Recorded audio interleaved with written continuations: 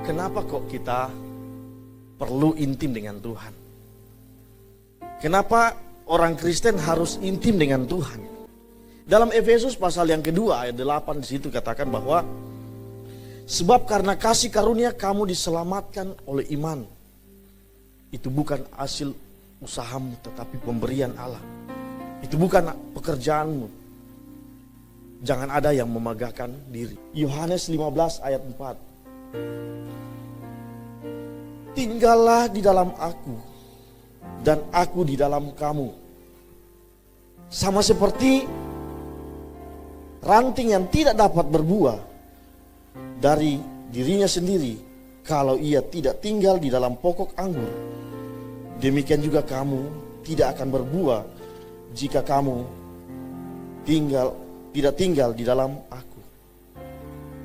Untuk intim dengan Tuhan kita harus still in God present. Tinggal di dalam hadirat Tuhan. Tinggal di dalam Tuhan. Kita memerlukan itu.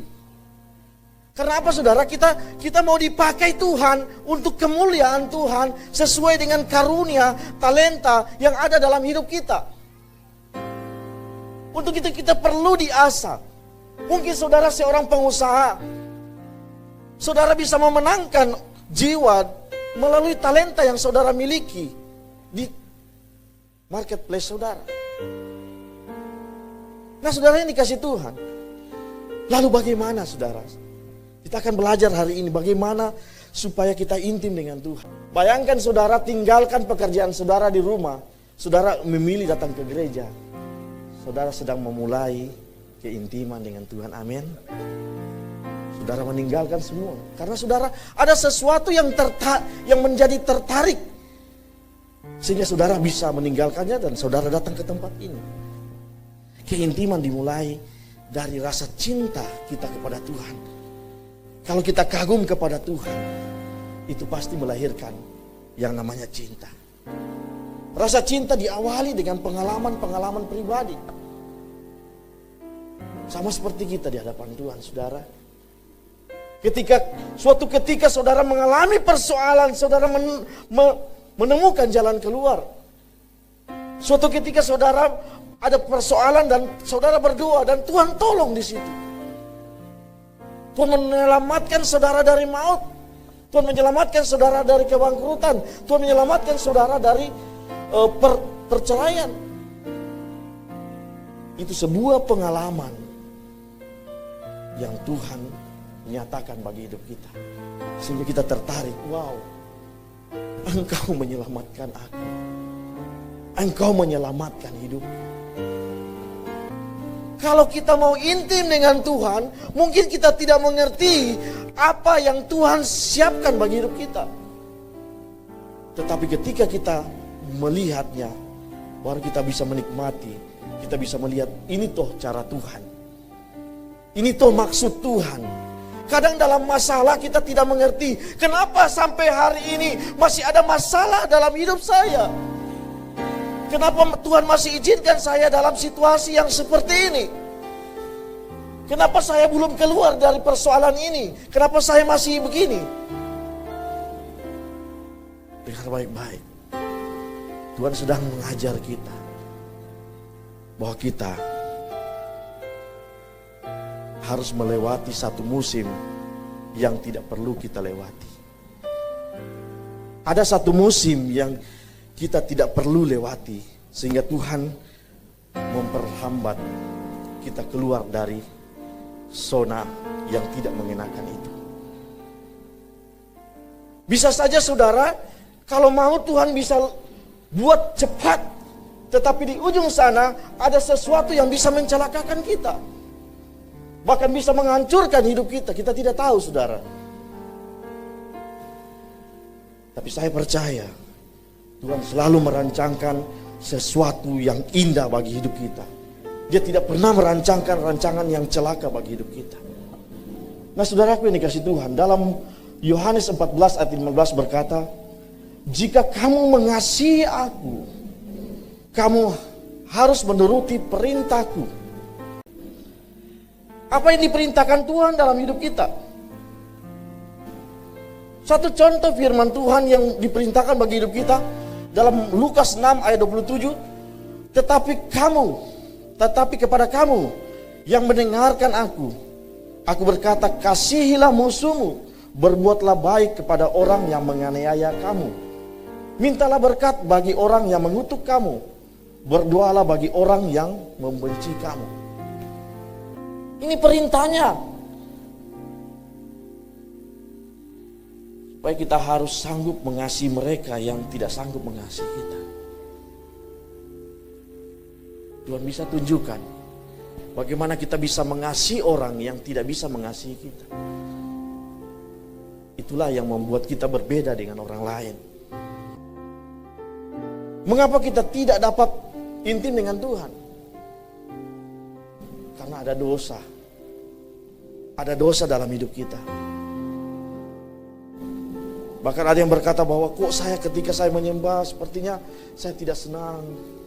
Saya tidak bergairah. Ketika saya ingin dekat dengan Tuhan sepertinya kok ada sesuatu yang membuat saya tidak mampu. Alkitab berkata Roma 3 ayat 23, karena semua orang telah berbuat dosa dan telah kehilangan kemuliaan Allah. Kata dalam Roma 6 ayat 23 bahwa upah dosa itu adalah maut. Tetapi karunia Allah adalah hidup yang kekal. Nah saudara yang dikasih Tuhan, kita pun perlu punya hubungan dengan Tuhan. Kita harus punya koneksi dengan Tuhan, harus punya hubungan dengan Tuhan. Melalui kematian dan kebangkitan Yesuslah hidup kita dipulihkan oleh Tuhan. Tuhan mengembalikan hubungan itu. Hubungan yang tadinya sudah rusak dikembalikan dengan kematian. Hubungan pribadi dengan Tuhan bukanlah sebuah kewajiban, tetapi sebuah kebutuhan. Hubungan kita dengan Tuhan adalah sebuah kebutuhan karena kita butuh dengan Tuhan. Kita perlu hubungan dengan Tuhan. Dengan kita berhubungan dengan Tuhan, dengan kita punya hubungan dengan Tuhan, kita bisa mengenal Dia, bisa tahu Dia. Bangun hubungan dengan Tuhan.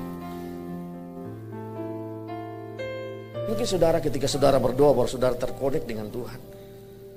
Atau saudara sedang ada persoalan kemudian saudara berdiri dan mendoakan orang lain, kemudian saudara juga mendoakan diri saudara dan saudara bisa terkonek dengan Tuhan. Itu cara kita masing-masing. Maka saya ingin katakan bahwa doa bukan waktu kita untuk membawa daftar permohonan doa kita kepada Tuhan. Supaya Dia bisa menjaga kita dari kecelakaan. Tetapi doa adalah hubungan bagaimana kita proskuneo dengan Tuhan. Bagaimana kita mencium hadirat Tuhan. Bisa rasakan hadirat Tuhan. Itu doa namanya. Pernahkah saudara keluar dari rumah dan saudara berdoa, Tuhan jauhkan saya dari kecelakaan, jauhkan saya dari maut, jauhkan supaya saya bisa mengendarai mobil dengan baik. Itu bagus saudara, tapi bukan sebuah tujuan seperti itu. Saudara berdoa kepada Tuhan, itu karena saudara punya hubungan dengan Tuhan. Saudara penting untuk berbicara dengan Tuhan setiap hari. Doa bukan ketika saudara ada sesuatu yang saudara inginkan, saudara berdoa kepada Tuhan. Bukan seperti itu saudara. Bukan seperti seorang kekasih. Seorang suami mengatakan, seorang istri mengatakan kepada suaminya, Pak, mau beli minyak, mau beli sabun, ini rinso sudah habis. Bukan untuk doa itu bukan meminta permintaan seperti itu kepada Tuhan. Tapi doa bagaimana kita punya hubungan dengan Tuhan. Miliki hubungan dengan Tuhan, saudara. Miliki hubungan dengan Tuhan kita. Orang yang punya hubungan yang mesra dengan Tuhan, hidupnya pasti akan terfokus kepada Tuhan.